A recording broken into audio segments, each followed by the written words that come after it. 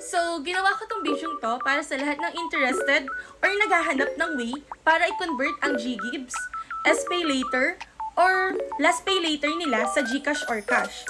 Kung gusto nyo i-convert ito, simple lang. I-message nyo lang ako dito sa Facebook ko. Ayan yon, Dayanara Nika.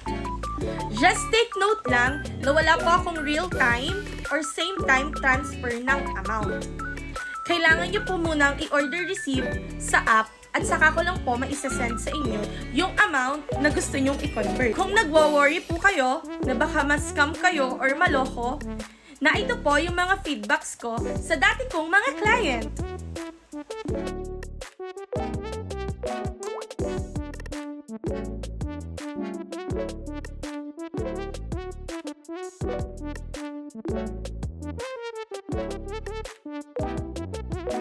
So, antayin ko na lang po yung message